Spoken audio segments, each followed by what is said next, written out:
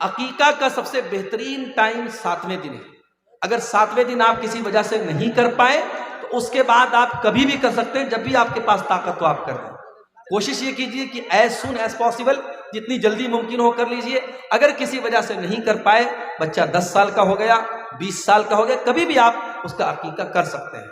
لیکن ایک بات عقیقہ میں یاد رکھیے، بڑے جانور کا عقیقہ ثابت نہیں ہے۔ چونکہ آپ کے ہاں بڑے جانور کی قربانی ہوتی ہے اور بڑا جانور آپ شوق سے کھاتے ہیں، میں صاف واضح طور پہ کہہ دوں کہ عقیقہ میں چھوٹا جانور، بکرا بکری بھیڑا بھیڑی، یہی آپ کر سکتے ہیں۔ بڑے جانور کا عقیقہ یہ ثابت نہیں ہے، اس سے ہمیں اور آپ کو بچنا چاہیے۔ گھمنڈ یہ ہے انسان دوسروں کو حقیر سمجھے، دوسروں کو معمولی سمجھے اور اپنے آپ کو بڑا سمجھے، یہ تکبر ہے میرے پیارے ساتھیوں۔ اور میرے نبی نے اور اللہ نے تکبر سے منع کیا ہے۔ اللہ کے نبی نے تو یہاں تک فرمایا لا يدخل الجنة من كان في قلبه مثقال ذرة من الكبر، جس کے دل میں ذرہ برابر بھی تکبر ہوگا، گھمنڈ ہوگا، اہنکار ہوگا، وہ جنت میں نہیں جائے گا۔ اس لیے تکبر سے بچو، تواضع، اپنے اندر نرمی پیدا کرو، اپنے آپ کو چھوٹا سمجھو، لوگوں سے گھل مل کر کے رہو۔ اللہ تعالیٰ ایسے لوگوں سے محبت کرتا ہے، اور جو اپنے آپ کو چھوٹا بنا لیتا ہے، من تواضع للہ رفعہ اللہ، اللہ اس کو اور بلندی عطا کرتا ہے۔ اسی طریقے سے میرے پیارے ساتھیوں، اللہ تعالیٰ ان لوگوں کو بھی پسند نہیں کرتا ہے جو بیہودہ باتیں اپنے منہ سے نکالتے ہیں، جو گندی باتیں اپنے منہ سے نکالتے ہیں۔ اللہ کے نبی فرماتے ہیں، بخاری اور مسلم کی روایت ہے، بڑے غور سے سنیے گا، میں سمجھ رہا ہوں رات کا آخری ٹائم ہے، آپ کے صبر کا امتحان لے رہا ہوں، مگر بڑی امپورٹنٹ باتیں بیان کر رہا ہوں، سن کے جائیے۔ اللہ کے نبی فرماتے ہیں کہ ان اللہ لیبغض الفاحش البذیء، اللہ تعالیٰ ایسے لوگوں سے نفرت کرتا ہے، ایسے لوگوں کو پسند نہیں کرتا ہے جو فاحش ہوتے ہیں اور جو بذیء ہوتے ہیں۔ فاحش اور بذیء کس کو کہتے ہیں؟ جس کی زبان گندی ہوتی ہے، جو زبان سے گالی بکتا ہے، جو زبان سے بیہودہ باتیں کرتا ہے، اللہ ایسے لوگوں کو پسند نہیں کرتا ہے۔ میرے پیارے ساتھیوں، زبان کی حفاظت کرو، گالی گلوچ سے اپنے آپ کو بچاؤ۔ آج باپ گالی دیتا ہے، بچے اس سے گالی سیکھتے ہیں، بچیوں کی تربیت پر اثر پڑتا ہے۔ اپنے گھر کو گالی سے محفوظ رکھو، اپنے گھر کو گالی سے محفوظ رکھو۔ اور بچوں کے ہاتھ میں جو موبائل دیتے ہو نا، موبائل پر بھی چیک کرو، بچہ ایسی ریل تو نہیں دیکھ رہا ہے، بچہ گالی سیکھ رہا ہے، بچہ بیہودہ باتیں سیکھ رہا ہے۔ بچوں کی تربیت پر بھی بڑی توجہ دینے کی ضرورت ہے۔ آج ماں باپ نے بڑا سمپل طریقہ سمجھا ہے، بچے کے ہاتھ میں موبائل دے دیا، بچہ جو چاہے سو دیکھ رہا ہے۔ نہیں میرے بھائی، بچہ جو دیکھتا ہے اس سے سیکھتا ہے۔ 3 سال کا بچہ بھی اگر ویڈیو دیکھ رہا ہے تو سیکھ رہا ہے۔ آپ دیکھیے آپ کا بچہ کیا دیکھ رہا ہے، اگر آپ نے نہیں دیکھا انجام بڑا بھیانک ہوگا۔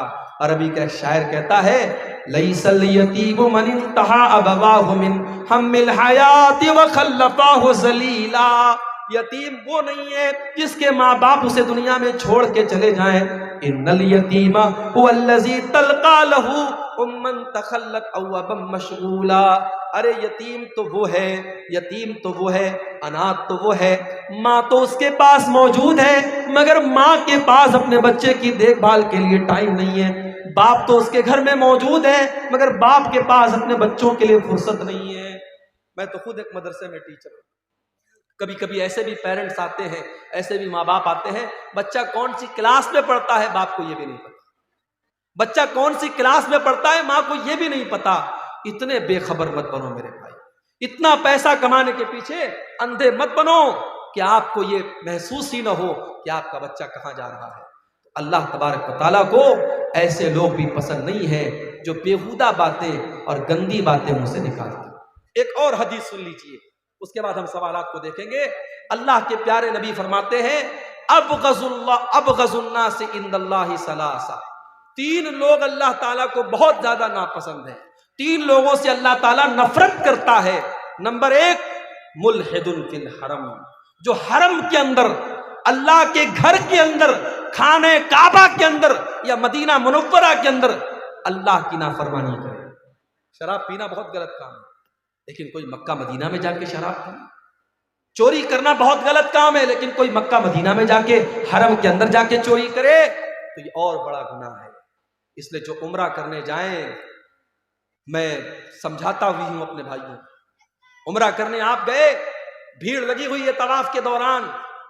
اب آپ کی خواہش ہے حجر اسود کو چومنے کی, حجر اسود کو ٹچ کرنے کی, مگر مردوں کی بھیڑ بھی ہے, عورتوں کی بھیڑ بھی ہے. اب کچھ لوگ کیا کرتے ہیں, سب کو چیرتے ہوئے اور پھلانگتے ہوئے جا کر کے حجر اسود کو چوم لیتے ہیں. معاف کرنا میرے بھائی, حجر اسود کو چومنا اور حجر اسود کو ٹچ کرنا یہ کمپلسری نہیں ہے, یہ ضروری نہیں ہے, یہ بس ایک سنت ہے, مستحب ہے, بہتر ہے. اگر آپ چھو سکتے ہیں تو چھو لیجئے, نہیں چھو سکتے کوئی مسئلہ نہیں ہے. مگر وہاں پہ طواف کے دوران کسی عورت کو ٹچ کرنا حرام ہے, کسی مرد کو تکلیف پہنچانا حرام ہے. آپ ایسا طواف کس کام کا کہ دوسروں کو تکلیف پہنچا کر کے آپ آگے. اللہ کے نبی کہہ رہے ہیں ملحد فی الحرم, جو حرم کے اندر, اللہ کے گھر کے اندر حرام کام کرے, ناجائز کام کرے, اللہ کو ناراض کرنے والا کام کرے, ایسا آدمی اللہ کو بہت ناپسند. اور دوسرا انسان وَمُبْتَغٍ فِي الْإِسْلَامِ سُنَّةَ الْجَاهِلِيَّةِ, اسلام کے اندر جو دور جاہلیت کے طریقے کو فالو کرے, جس کو اسلام کا کلچر پسند نہیں ہے, جس کو دور جاہلیت کا کلچر پسند ہے. جب اس کے گھر میں بچے جب صبح صبح اٹھتے ہیں تو گڈ مارننگ کہہ کر کے اٹھتے ہیں, ان کو السلام علیکم پسند نہیں آتا ہے, اس کو وہ کلچر پسند نہیں ہے جو اسلام کا کلچر ہے, جو اللہ کا کلچر ہے. اس کو غیروں کا کلچر پسند ہے.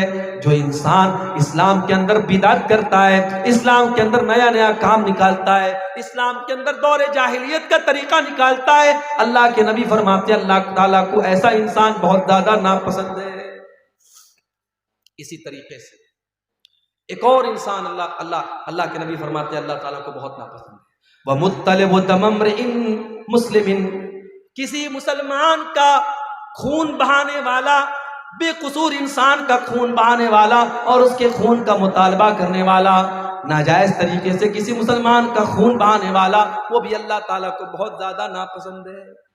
تو یہ چند چیزیں ہیں میرے پیارے ساتھیوں جو اللہ تبارک و تعالیٰ کو بہت زیادہ ناپسند ہے, اور قرآن میں جن کا نام لے لے کر کے اللہ نے کہا کہ ہاں یہ چیزیں ہمیں ناپسند ہیں اور ہمیں اور آپ کو اس سے بچنا چاہیے. اب یہ کچھ سوالات آئے, ہم ان کو دیکھتے ہیں. یہ ایک سوال آیا ہے کہ کیا نماز کی حالت میں داہنے پیر کی جنبش سے نماز خراب ہو جاتی ہے؟ دیکھیے کوئی معمولی جنبش آپ کرتے ہیں, مان لیجیے کبھی ایسا ہو رہا ہے کہ ہم نماز پڑھ رہے ہیں, اب کہیں کھجلی ہو رہی ہے, ہاتھ سے آپ نے کھجلا دیا, یا کسی پاؤں میں کسی کیڑے نے کاٹ دیا, پاؤں سے آپ نے کھجلا لیا, اس سے کوئی حرج کی بات نہیں. نماز کی حالت میں کوئی ایسا کام آپ مت کیجئے کہ ایسا لگے کہ آپ نماز کے باہر ہیں, نماز کے اندر آپ ہے ہی نہیں ہیں. بالکل آپ جیسے آپ نے ہاتھ باندھا ہوا ہے, اب ہاتھ سب چھوڑ چھاڑ کے آپ سر کھجانے لگے, پیٹ کھجانے لگے, تو یہ مناسب نہیں ہے. اس سے آپ کی نماز خطرے میں پڑ جائے گی. معمولی کوئی جنبش ہو گئی تو اس سے کوئی حرج کی بات نہیں ہے. کیا پیر کے ناپاکی کو دھوئے بنا وضو شروع کر سکتے ہیں؟ اگر پیر کے اندر ناپاکی لگی ہے تو پہلے آپ پیر کو دھوئیں, آپ پہلے پیر کو دھوئیں. اسی طریقے سے جب غسل جنابت آپ کریں گے, جو ناپاکی کو دور کرنے والا غسل آپ کرتے ہیں, اس میں بھی شریعت کا مسئلہ یہی ہے کہ پہلے آپ اپنی شرمگاہ پر لگی ہوئی گندگی کو صاف کریں گے, اس کے بعد اپنے ہاتھوں کو اچھے سے دھلیں گے, پھر آپ وضو کریں گے. تو اگر کسی کے پیر میں گندگی لگی ہے تو پہلے پیر کی گندگی کو دھلے گا, اس کے بعد وضو کرے گا. اور ایک سوال تیسرا آیا ہے کہ کیا ایک انسان اپنی بیوی کے پستان سے فیضیاب ہو سکتا ہے؟ اس کے بارے میں علماء کی مختلف رائے ہے. زیادہ مناسب جو رائے ہے وہ یہی ہے کہ انسان کو اس چیز سے پرہیز کرنا چاہیے اور بچنا چاہیے. یہ مناسب نہیں ہے کیونکہ بچے کا حق ہے. واللہ اعلم بالصواب. دادا سے پہلے اگر باپ مر گیا تو اس کی اولاد کو میراث سے محروم کیوں کرتا ہے؟ دیکھیے شریعت کا ایک مسئلہ ہے کہ اگر دادا کی زندگی میں باپ مر گیا تو باپ اگر مر گیا تو پوتا ڈائریکٹ اپنے دادا کی وراثت میں حصے دار نہیں ہوگا. کیوں؟ کیونکہ اگر دادا کی اولاد زندہ ہے تو دادا کی اولاد کی موجودگی میں اولاد کی اولاد وارث نہیں ہوتی. یہ مسئلہ یاد رکھیے. دادا کی زندگی میں اگر اولاد زندہ ہے تو جو اولاد کی اولاد ہے وہ وارث نہیں ہوگی. لیکن میں ایک سوال کرتا ہوں آپ سے. مان لیجئے کسی کے 5 لڑکے ہیں, اب ایک لڑکا باپ کی زندگی میں مر گیا, تو اب ظاہر ہے اس کے بچے کہاں جائیں؟ اس کے بچوں کا کیا قصور ہے؟ اگر ان کا باپ مر گیا, اس کی پہلے کسی بہانے سے اس کی موت آ گئی, تو اسی لیے علماء کہتے ہیں کہ شریعت میں وصیت کرنے کا جو حکم ہے تو وصیت ایسی صورت میں کرنا ضروری اور لازم ہے۔ دادا کو چاہیے کہ اپنے اس یتیم پوتے کے حق میں اپنے جائیداد کی 1/3 حصے تک کی وہ جو وصیت کر سکتا ہے، جو شریعت میں وصیت کرنے کا آپشن ہے۔ اب یہاں پہ وصیت کرنا آپشنل نہیں ہے کہ چاہے تو کرے چاہے تو نہ کرے، بلکہ دادا کے لیے لازم ہے، ضروری ہے کہ وہ اپنے پوتے کو وہ وراثت میں وصیت کرے۔ باقی اگر ڈائریکٹ آپ پوچھیں گے تو وراثت میں حصے دار وہ یتیم پوتا نہیں ہوتا ہے۔ اب یہاں پہ چچا لوگوں سے بھی میں ایک بات کہنا چاہوں گا کہ جب شریعت عام یتیم کے ساتھ بھلائی کرنے کا حکم دیتی ہے تو بھائی وہ تمہارے بھائی کا بچہ ہے، تمہارا اپنا بھتیجا ہے، تمہاری انسانیت کیسے مر جاتی ہے کہ تم اپنے اس یتیم بھتیجے کو اس کے باپ دادا کی جائیداد سے بالکل محروم کر دیتے ہو۔